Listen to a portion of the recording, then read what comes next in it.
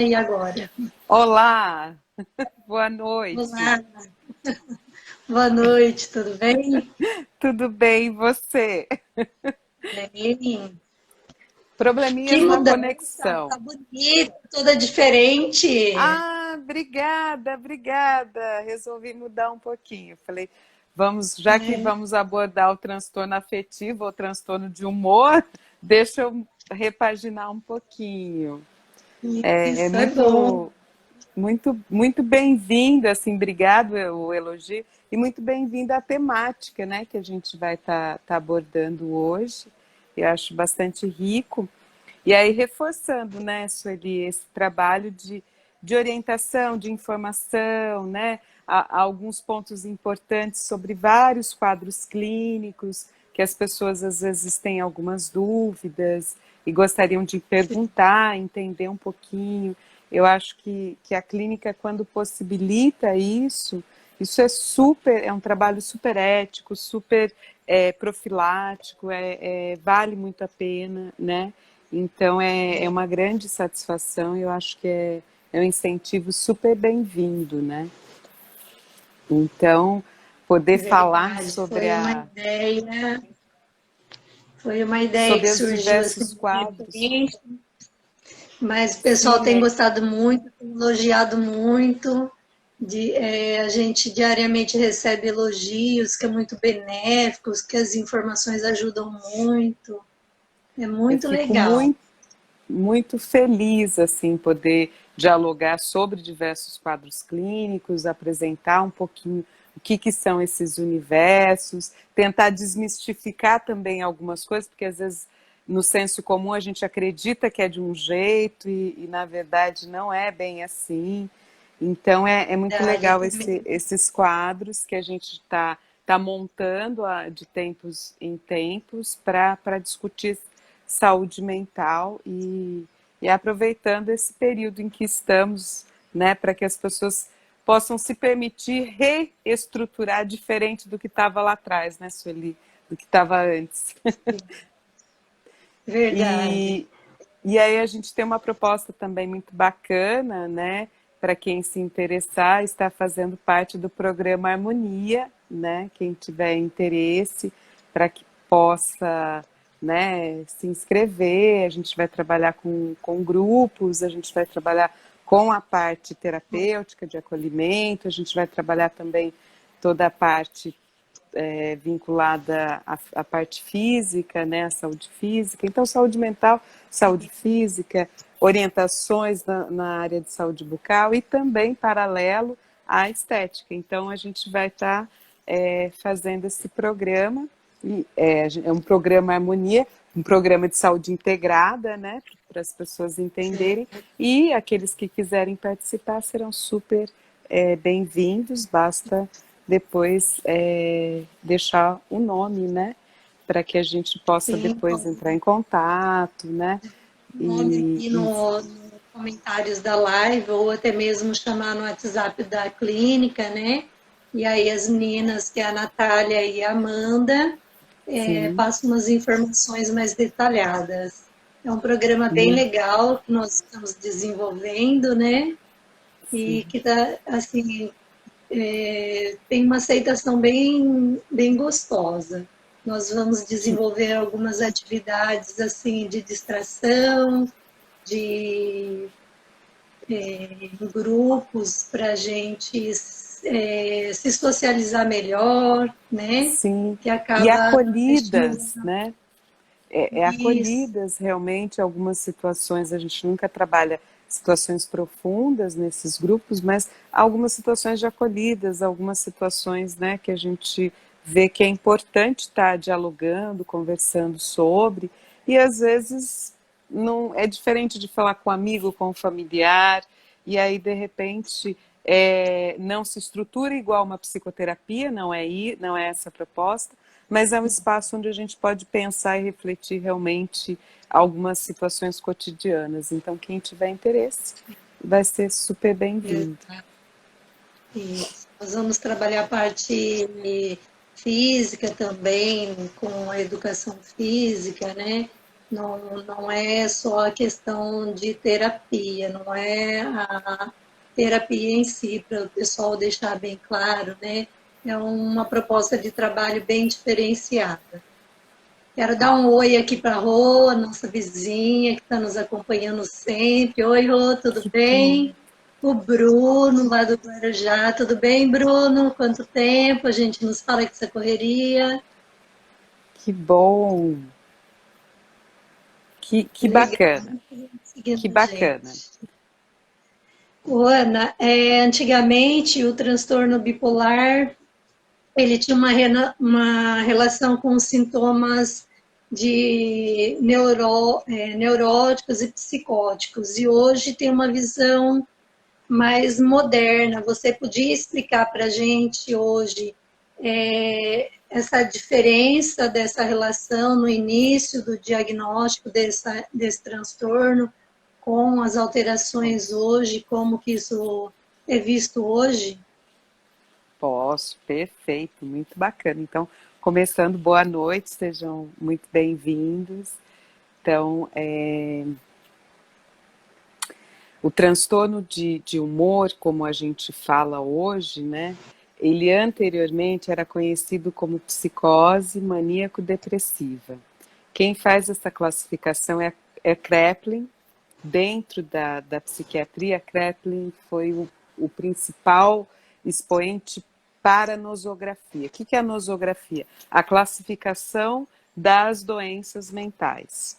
Então, ele cria esse primeiro compêndio, né, onde há uma catalogação dessas doenças mentais. E ele abre, dentro dessas nosografias, ele abre um precedente para a psicose, que ele denominava psicose maníaco-depressiva. Por quê? Porque ela mexia com esta alteração no estado de ânimo, que é ânimo e humor são sinônimos.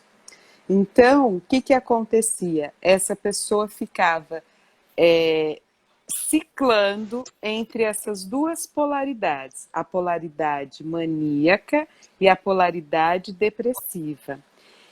E a partir de 1993, o OMS faz uma reestruturação e aí sim se fica mais direcionado enquanto transtorno de humor. Deixa-se de utilizar o termo psicose maníaco-depressiva e passa-se a falar em transtorno de humor ou transtorno afetivo do humor, que é o termo mais atual. E dentro dessas classificações entre a estrutura neurótica e a psicótica, o que acontece? Você tem pessoas que têm uma estrutura neurótica e ela pode ter o transtorno de humor, né? Ela tem um funcionamento neurótico, normal, digamos assim, né? Que não alucina, não delira, mas ela cicla entre a mania e a depressão.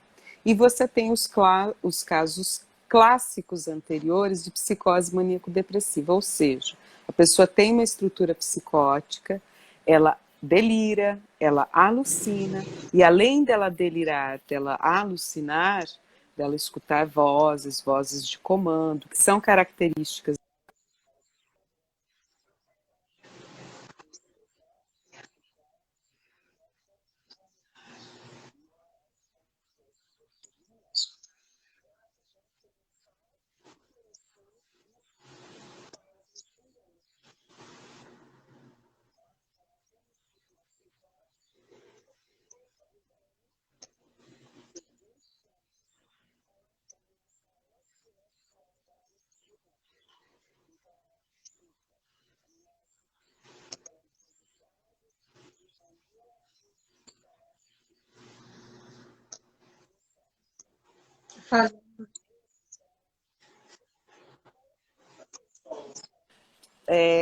psicótico que ela tem, porque é uma comorbidade entre a Tem som psicose seu. e o transtorno do humor, tá?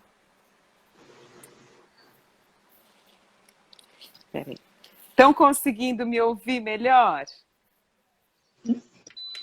Eu estou ouvindo, mas está um pouco fanhoso, mas o pessoal está se queixando que está sem som. Sem som?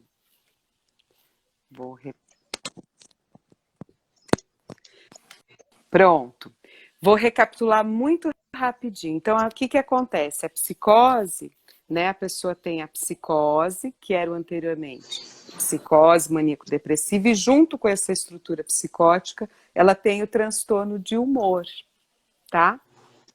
E aí o que acontece? Quando ela está no estágio de euforia, ou seja, mania, ela junto com isso, além dela ficar hiperexcitada, agitada, pensamentos muito megalomaníacos, o que acontece? Ela potencializa senso-percepções alteradas da realidade, ela potencializa algumas ideias persecutórias ou delírios de grandeza, né? Então eu vou entrar em tal estabelecimento, vou comprar 4 Mercedes, 2 Ferraris e por aí vai. E aí ela vai fazendo toda uma conjectura.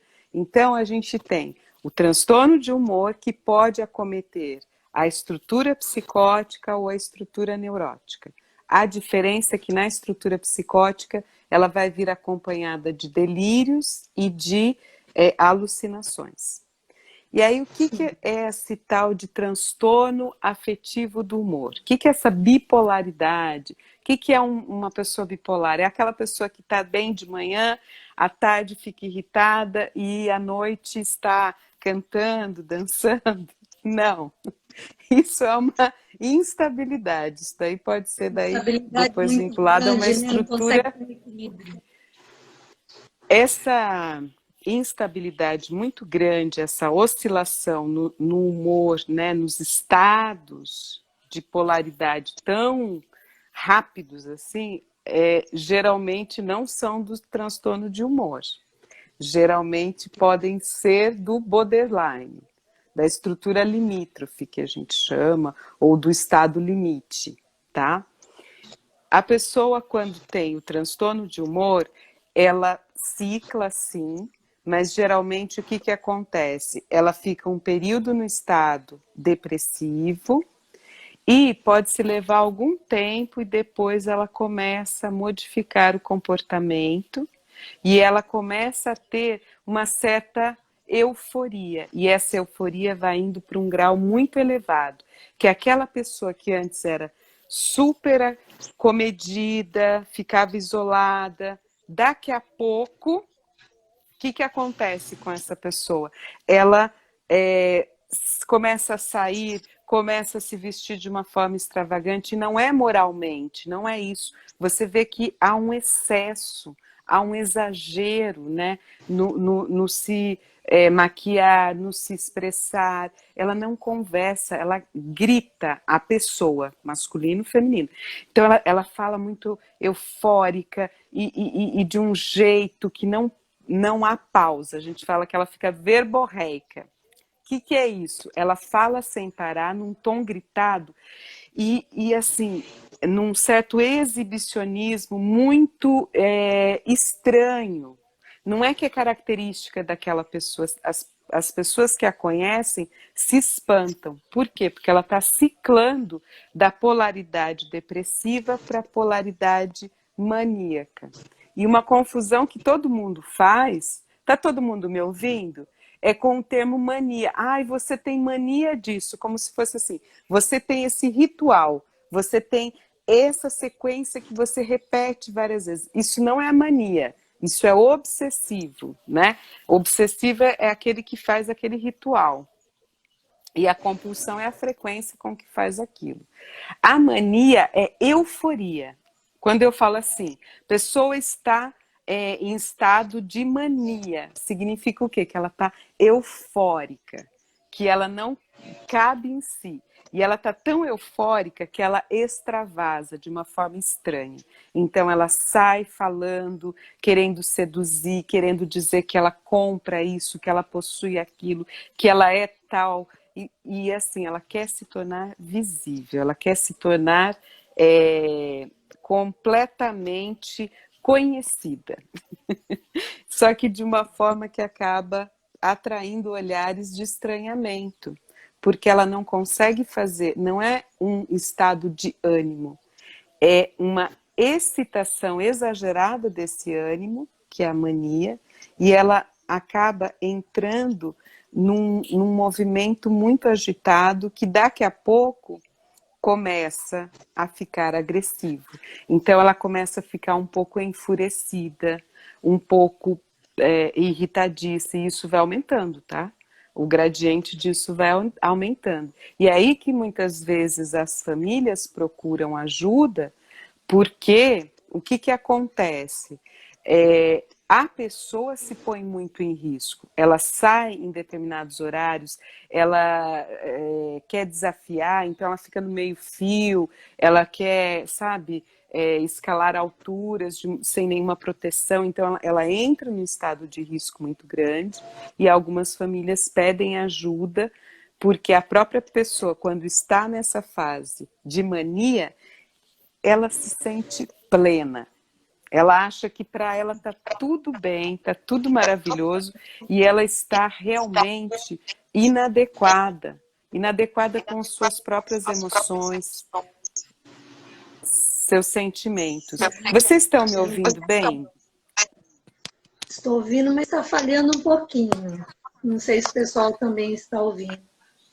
A Angélica perguntou se isso não é uma pessoa megalomaníaca. Aí você pode diferenciar isso para a gente? Posso. É que, assim, a gente usa, Angélica, geralmente o próprio termo mania, tá? Esse termo mania significa que essa pessoa, ela está num estado de agitação, euforia. Megalomania a gente associa para o pensamento. Então, essa pessoa tem pensamentos megalomaníacos. O que acontece? Ela tem mania de grandeza. É o termo técnico para pensamentos de grandeza. Melhorou o som, pessoal? Eu só estou ajeitando o som para ficar bacana. Vocês me ouvem bem? Agora melhorou?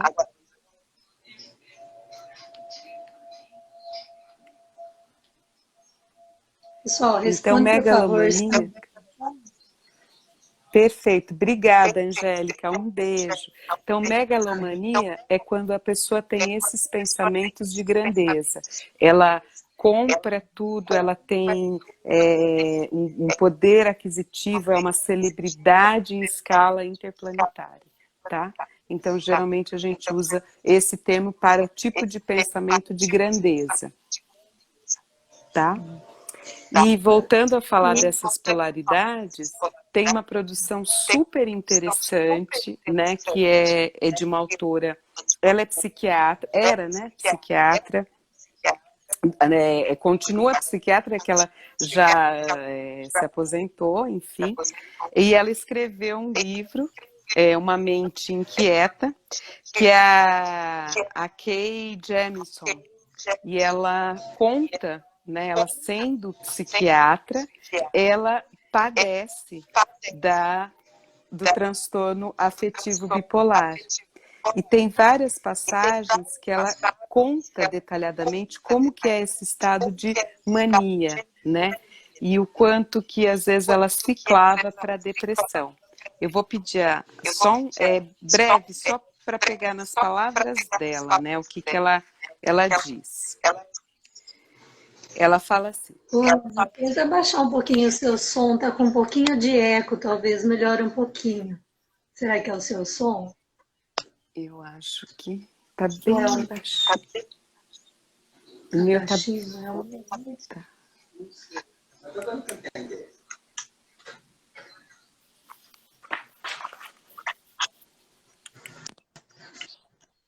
Deixa eu ver se eu consigo. Melhorou?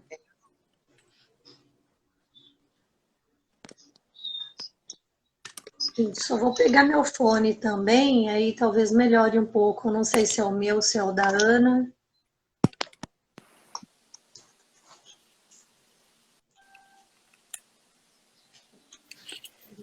Pessoal, vocês vão me dizendo, eu vou tentar tá melhor, ok. Ela vai dizer assim: quando estou nas alturas, não conseguiria me preocupar com dinheiro, mesmo se tentasse.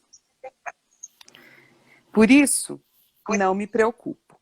O dinheiro aparece. Eu tenho direito. Deus dará. Os cartões de crédito são um desastre. Os cheques pessoais, ainda piores. Infelizmente, para os maníacos, em todo caso, a minha mania é uma extensão natural da economia. E com os cartões de crédito e as contas bancárias, são poucas as coisas que estão fora de alcance. Pois eu comprei 12 kits para picadas de cobra, com uma sensação de urgência e importância. Comprei pedras preciosas, mobília elegante e desnecessária. 3 relógios com 1 hora de intervalo entre as aquisições. Então, ela foi comprando, entrou numa loja, passado-se 1 hora, entrou na outra e depois na terceira. Ela comprou um mais ou menos na faixa do Rolex e outro na faixa do Timex. E roupas de sereia, também ela saiu para comprar, comprou roupas de sereia que depois ela fala que são totalmente inadequadas. Durante um desses episódios em Londres, gastei algumas centenas de libras em livros com títulos ou capas que de algum modo me cativaram. Livros que depois eu nem retirei da embalagem. Então, assim, eu vou parar por aqui, mas para tentar mostrar para vocês que não é um estado de bom ânimo, que a pessoa está alegre, ela está entusiasmada, então ela vai até se permitir consumir algumas coisas, ela está proativa. Não é isso. É um estado muito além disso e que causa muito sofrimento. Então, assim, ela não se deparava com cobre. Depois ela até fala isso, que na região onde ela estava não tinha. E que o rapaz que vendeu para ela ficava olhando para ela do tipo assim, o que é isso? Ela acabou com o estoque da farmácia com esses 12 kits para cobra, para picada de cobra. Então ela fala assim, olha, é isso. Dela tentando descrever na obra, ela vai dizer, é isso que é o estado de mania. E ela, uma pessoa, ela tinha doutorado. Além de ser, né, médica, ela tinha feito doutorado. Passado, ela era professora universitária e comandava um centro de psiquiatria. Depois ela fala assim, eu tenho cognitivo, então, para a gente desmistificar que a pessoa que tem isso, ela não pensa, ela tem um déficit intelectivo, não é nada disso, pessoal. É que ela cria uma convicção de que ela precisa adquirir aquilo agora, porque pode vir a acontecer. Então, eu preciso cuidar de mim, eu preciso de 12 kits, porque vá que aconteça, e eu posso adquirir 12 kits, eu posso adquirir um Rolex, um Timex, depois eu posso comprar roupa de sereia, depois disso, comprar um monte de livros que me agrada e não utilizar nenhum. Então ela vai dizendo do estado de mania e o sofrimento depois. E o ciclo maior acontece quando ela vai, né, nesse estado de mania, e ela vai intensificando com explosões de irritabilidade, essas agressividades, não tanto de ir ao ato, mas de ficar extremamente irritada com os acontecimentos à volta dela, qualquer situação assim. E outro comportamento da mania é, por exemplo, a inadequação.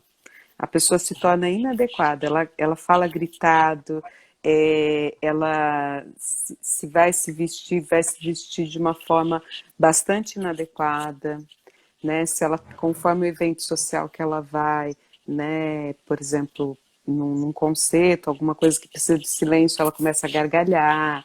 Ela não tem ela vai perdendo esse parâmetro. Só que Tem aí esse discernimento. não. Porque ela acredita que está tudo bem, que na verdade ela só está Sim, alegre. Ela não sim. percebe que está Não, além. Não. sim. E algumas pessoas até, alguns pacientes, conforme o tipo de passar o batom, no caso das mulheres, o tipo de a forma como passa o batom, de uma forma bem mais excessiva, bem marcante, muita sombra, que você vê que não é da pessoa, é um excesso. Esse excesso a gente já consegue ver não só na questão do se vestir, do se apresentar, mas no jeito de falar, a agitação, né? E a conversa, o teor dos pensamentos, eles são realmente bastante pensamentos megalomaníacos, né? E, Hum. e entra numa situação de muita excitação, inclusive sexual. Então, a pessoa ela começa a ter vários parceiros, várias parceiras, tanto no masculino quanto no feminino, e de uma forma desenfreada por conta dessa questão da mania. Então a mania ela vai atingir o jeito de falar, o jeito de se vestir, ela vai atingir a questão da sexualidade, ela vai atingir a questão das compras, das escolhas, né, que a pessoa faz, de uma forma desenfreada. É como se fosse um redemoinho vertiginoso em que essa pessoa se sente muito poderosa e aí ela quer consumir tudo. E aí o que acontece? Tudo Ela vai isso, caindo para outra polaridade. tudo Aí quando isso, ela chega na hum, depressão é que é perigoso. Porque a maior sim, incidência, falando, né, o final de setembro amarelo, hoje 1º de outubro, mas do setembro amarelo, sim, dentre os quadros clínicos, o mais perigoso para suicídio é o do transtorno de humor, o transtorno sim, afetivo de humor.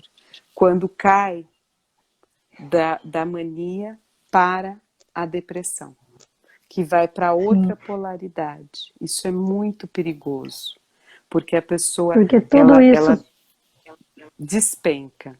E aí vem uma tudo isso sensação pode de culpa, provocar, morte. tudo isso pode Pode. provocar o medo dela da rejeição ou do abandono, ou esse medo já faz parte do transtorno, é uma consequência. Esse medo faz parte. É que numa polaridade ela camufla nessa euforia. E na Caramba. outra, ela, ela tenta lidar se esvaziando. Sim. Ou é assim, tem uma idade de predileção, ou quando nós podemos perceber que isso começa em uma faixa etária ou não, ou independe disso? Quando que a gente Atualmente, pode começar a perceber ou desconfiar desse transtorno? atualmente, a gente já começa a observar algumas situações assim na adolescência. É claro que o diagnóstico ele fica mais delicado porque o adolescente ele também está passando por uma fase muito diferencial Uma na série sua de vida. mudanças, né? Uma série de mudanças, inclusive hormonais, fisiológicas, né? E, além da psíquica, né? Além da própria estruturação corporal, além do contato social identitário, né? Do adolescente, da adolescente, todos esses turbilhões, mas mesmo assim, se a gente percebe, não no mesmo dia ou próximos, mas que entra nesse estado de depressão.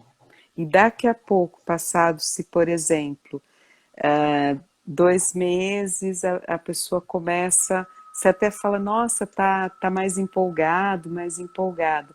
E aí você percebe que daquela empolgação entrou numa euforia, que não é mais a empolgação, é uma euforia, com muitos comportamentos bastante inadequados, essa hipercinesia, então essa agitação psicomotora, esse falar desencarrilhado, é algo para ser investigado, tá? É mais preocupante. Às vezes a pessoa fala assim, mas é preocupante porque no mesmo dia ela ciclou, ela estava deprimida, depois ficou mais eufórica. Pode ser uma outra coisa, mas transtorno de humor na adolescência, então você fica um certo período nessa polaridade depressiva e depois pode adentrar um estado de mania. É que existem alguns tipos, né? Que a gente chama o tipo 1, Sim. tipo 2 e a ciclotimia, né? Que são estágios um pouco mais... A ciclotimia, ele é mais brando, né? Então, a pessoa não entra em estado de mania, ela fica numa hipomania. Então, ela fica, assim, é um pouco mais... ela consegue controlar um pouco mais, e esses realmente são pacientes que dificilmente vão se tratar. Porque eles tentam equilibrar um pouco. Às vezes excede um pouquinho. Não compra 12 kits, compra 3. Mesmo não tendo cobras consegue na região. Controlar. Mas consegue dar essa amenizada, né? E quando ficam deprimidos, ficam numa certa distimia, que é uma depressão mais branda. Então, quem é do tipo que está na ciclotimia, esse procura menos, tá?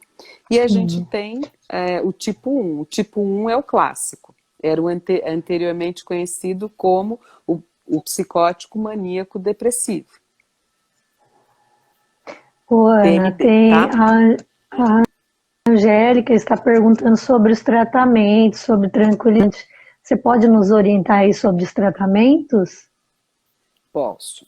Bom, eu vou falar primeiro da minha área, né? Então, assim, precisa psicoterapia, não tem como não abordar, ainda mais que é um transtorno afetivo, né? Diz sobre o quê? Sobre as emoções e os estados de ânimo, por isso o humor, né? Então, ele é um transtorno afetivo, porque tem a ver com as emoções, né? As relações, né? As representações emocionais que aquela pessoa tem, e tem a ver também com a questão do ânimo. Então, o humor é isso, do ânimo. Então, o espaço de psicoterapia, seja na vertente psicanalítica, seja na vertente comportamental, é extremamente importante, né? Precisa acontecer, ainda mais se for de uma estruturação psicótica, né? E aí a gente recomenda sempre, por exemplo, um CAPS, um centro de apoio psicossocial, porque precisa de um acompanhamento muito mais acirrado, né? Sendo no quadro de neurose com o transtorno, né, afetivo de humor, a gente recomenda os espaços de psicoterapia realmente, seja de psicanálise, seja a comportamental, e é importante o acompanhamento com o psiquiatra, para tomar o quê? O que eles chamam de estabilizadores de humor. E aí é muito delicado, porque geralmente... Esse é o conhecido remedinho da felicidade? Eu ouvi essa expressão há algum tempo. Olha, na verdade, eu Aí eu até pensei, falei, acho que eu estou precisando desse. Remedinho da felicidade é interessante, né? Não, o lítio é complicado. O da felicidade é o Prozac. O estabilizador de humor, o mais tradicional é o carbolítio. E o que acontece? Tem que ser também, tem outros, né? Então, o que acontece é que os profissionais têm que ajustar, só que quando eles ajustam, eles têm que tomar muito cuidado, porque se é um pouquinho além, esse paciente pode deprimir. Se é um pouquinho menos, ele pode voltar para a mania. Então, é sempre... E o que acontece? O próprio paciente não quer ficar... ele quer sempre um pouquinho mais. Então, ele vira e fala assim, mas eu não estou bem ainda. Pode ajustar minha medicação? Então, isso é o relato dos médicos, das médicas, né? E aí, quando ajusta, cicla de novo. Então, não tem como não ficar sem o acompanhamento medicamentoso. Então, são estes dois os prioritários, tá? E sendo Sim. psicótico, precisa, a pessoa tendo uma estrutura psicótica e, além disso, transtorno de humor, ela precisa frequentar um CAPS, um centro de atenção É, que psicossocial, se ela ser torna um pouco mais inserida nesse sério, né? serviço. Exatamente, porque somente o acompanhamento medicamentoso e com o psiquiatra e com o psicoterapeuta em setting não dá conta para os quadros de psicose. Muito Tá? interessante. Então é muito bacana. Só faltou eu falar do tipo Sim, 2. Falei da ciclotimia, o tipo isso, 1, o tipo 2. O tipo isso. Fala o 2 dois. de transtorno de humor, ele tem períodos bastante longos de depressão, são maiores de depressão, e quando a pessoa cicla, ela tem uma hipomania, tá? Ou seja, ela não chega a ficar nessa euforia exacerbada do tipo 1, tá? Então ela fica um pouco mais branda na polaridade maníaca, tá? Então a gente chama de hipomania aí. Mas ela tem o quê? Ela tem um período muito grande na fase depressiva. E aí na fase Sim, depressiva, aquilo que a gente já viu, ela fica esvaziada, né? Ela tem bastante comprometimentos com pensamentos mortificantes, e aí que ela vai potencializando esses pensamentos e muitas vezes pode ir ao ato tentando se matar. É o quadro clínico que mais tem registros de suicídio, né? E é uma coisa suicídio. que Muito dentro triste. de diversas, né, muito sério, né, é o maior índice. Então, quando acontece, é porque saiu da mania ou da hipomania e entrou no quadro de depressão. Então, precisam ser muito bem acompanhados e os tratamentos, eles precisam acontecer. Tem que todos Pena que próximos a as, essa pessoa fazerem com que ela realmente frequente e não abandone nem o medicamentoso e nem a psicoterapia. pena que as pessoas ainda aguardam muito, né, para procurar uma ajuda, uma terapia, uma orientação, né? Normalmente só vão atrás depois que já ocorreu uma crise maior, independente de ser o bipolar ou ansiedade ou depressão, mas normalmente a pessoa espera ter uma crise para depois procurar uma ajuda, né? O ideal seria que procurasse essa ajuda antes que ocorresse essa crise, fosse mais intenso, né, esses sentimentos, né? Sempre se puder evitar que se entre na crise, porque a crise é muito drástica para a pessoa. Ela já tem um comprometimento clínico, né, psicopatológico. Sim, E aí o que ela faz? Ela potencializa, entra numa crise, então ela vai ficar muito debilitada, psiquicamente falando. Cada crise é por patamares muito altos, né? Nos seus estágios, por exemplo, de mania ou de depressão. E muitos quadros clínicos, por exemplo, quando são internados, né, e aí falando dos quadros graves, né, quando eram internados, muitas vezes precisavam de contenção, porque vão se automutilando, aí eles vão ao ato mesmo, né, quando é um paciente com um quadro, né, dentro eu atuei muito tempo em enfermarias, né, de saúde mental, né, da área de saúde mental. Então, o que acontecia? Acontecia que eles precisavam ser contidos, porque até fazer o efeito da medicação, eles se punham em risco. Então, era pegar em qualquer vão e tentar se retalhar. E era muito forte, muito intenso.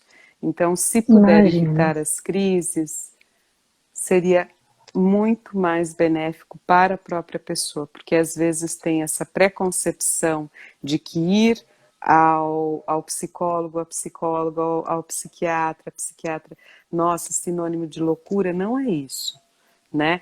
O transtorno de humor não é sinônimo de loucura, é essa alteração no ânimo, né? Humor enquanto esse ânimo da pessoa, que fica entre um ânimo esvaziado ou muito eufórico. E aí essa pessoa precisa tentar acertar, né? Nem para cá, nem muito e nem pouco. Então, tentar acertar com as psicoterapias e com o medicamento. É super importante. Depois a pessoa consegue ter uma vida muito bem, obrigado. Igual o caso, né, da autora que eu fui citado aqui, ela se aposentou, a carreira dela foi dentro, né, ela antes era vinculada à Universidade da Califórnia, depois ela vai para Washington, então assim, St. Hopkins, né, ela começa a atuar ali, alguém com um referencial maravilhoso, e que tinha o transtorno de humor. Então ela foi super corajosa e ela fala o quanto que o acompanhamento foi importante e que ela relata, ela, uma psiquiatra, né, atuante, relatando o que ela tinha, que o quadro passando, né? E o quanto ela foi corajosa, eu acho que é um sinônimo, isso é da década de 70.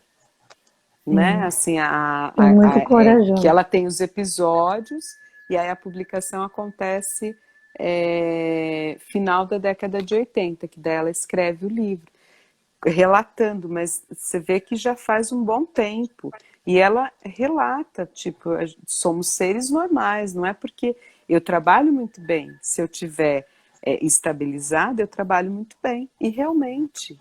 Então, quem tem essa dúvida, por favor, não coloque sua saúde física e mental em risco por conta de uma pré-concepção, né? Procure entender um pouquinho, se cuidar, uma ajuda de profissionais que saibam como abordar isso. Isso é muito importante. Sim.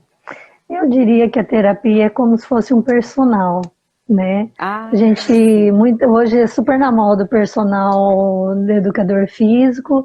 Eu diria que é um personal do emocional nosso, né? Se pudesse, eu acho que faria todos os dias. Sim, Ajuda bastante a gente. Seria muito interessante se as pessoas entendessem que esse cuidado com o seu psíquico, com o seu mental, é equivalente com as suas ressalvas com o físico. Então, igual um personal trainer, né? Seria esse personal, como é que a gente... emotion, né? Então, assim, seria muito, muito bacana, né? Que todos pudessem se propor, e ainda mais aqueles que veem que tem algo que não tá ok, então viu que aumentou, que já está, né, assim, um pouco mais frequente, não vai passar com a força do pensamento, tá? Vai passar sim com você se implicando a querer realmente melhorar, a se propor a cuidar disso. E com o transtorno afetivo do humor, não deve se brincar. Ele é extremamente perigoso para a pessoa. Como eu disse, né? Então ela vai de um estado de mania e cai, né, muito rapidamente. Quando isso acontece, é muito perigoso. É ali que acontecem, né, se a gente falando, como eu disse, pode começar da adolescência, e ali é onde acontecem os maiores casos de suicídio registrados. Dos quadros clínicos todos, 30% estão naqueles que têm transtorno afetivo do humor. Uma porcentagem bastante eu acho que é alta, uma né? junção bacana de conscientização, né, para o suicídio que teve ao longo do mês de setembro e que significa todos os meses, né? É só para um lembrete, mas lembrete é para que seja sempre. E aí a gente casar com o transtorno afetivo do humor, porque os índices são muito elevados, eles são muito prioritários. Né? Então, assim, E mais uma seria... perguntinha nova aí da Mara. Ai, que Oi, delícia! Mara, Olá! tudo bem? Olá, tudo Estamos bem? sentindo a sua falta. Que bom que você conseguiu. Ai, que bom, que bom, que bom. É muito bacana, né, a gente desmistificando esse espaço, né, de escuta de si, de cuidado de si. Muito obrigada. É uma consideração super bacana. A Mara diz o seguinte: terapia é vida nova e a possibilidade de se tornar a pessoa melhor para você e para o mundo. Que lindo, muito bacana. E lindo não no sentido esvaziado, é assim, é num sentido, sim, totalmente afirmativo e num sentido intensivo. Eu acho que era essa a Sim, palavra que eu queria usar. Que intensivo. Que bacana sim. isso. Muito obrigada. Muito Eu legal, acredito, Mara. E sim, eu acredito que dos pontos primordiais, assim, quando a gente aborda o transtorno afetivo do humor, né? Eu fiz uma junção, um certo apanhado, né? E uma curiosidade, né? Um termo super bacana falar para vocês, que alguém, a Angélica, acho que perguntava da estrutura, né? A diferença para a estrutura psicótica, para a estrutura neurótica, e ambas com transtorno de humor. Quando há transtorno de humor numa estrutura psicótica, a gente chama de transtorno esquizoafetivo. Então, muitas pessoas às vezes vão escutar esse termo, é porque essa pessoa tem um transtorno, né? Ela tem o transtorno de humor e junto com o transtorno de humor, né? Ela tem uma estrutura psicótica. Então, a psiquiatria se chama, tá? É o termo da psiquiatria, Angélica. Transtorno esquizoafetivo, sim. tá? Então, quando vocês verem, é porque houve essa comorbidade entre a psicose ou a esquizofrenia para a psiquiatria e o transtorno afetivo do humor, tá? Então são casos também bastante complexos e esse que eu falei que o CAPS é extremamente importante para que evite que essa pessoa entre em crises e precise recorrer a internações. Porque quanto menos, Inclusive, né, crises, mais saudável essa pessoa conseguirá, mesmo tendo esse quadro clínico, tá? inclusive, nossa próxima live a gente pode falar sobre esquizofrenia, né, Ana? Ah, podemos, podemos. Falamos É uma já sobre paixão, várias patologias da saúde mental, como é sua já. paixão, Minha e paixão acho que ela clínica é da vem complementar todas psicose, as sim. lives que nós fizemos, né? Eu acho que eu inicio minha carreira, né, enquanto clínica, sempre foi na área da saúde mental. E dentro da saúde mental, antes de acompanhar neuróticos, eu acompanhava os psicóticos. Era a minha paixão.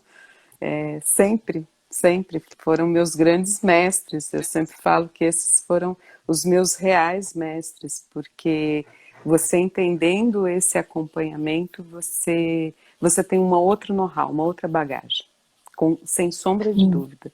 E aí eu percorri E todas quando, no Rio todas as principais instituições de psiquiatria, e quando trabalhos fala de em intervenção. esquizofrenia, muitos têm aquela imagem de que uma pessoa esquizofrênica é totalmente, eles usam até o termo louca, mas não é bem assim. Tem pessoas que são esquizofrênicas e conseguem ter uma convivência que às vezes a gente não percebe, né?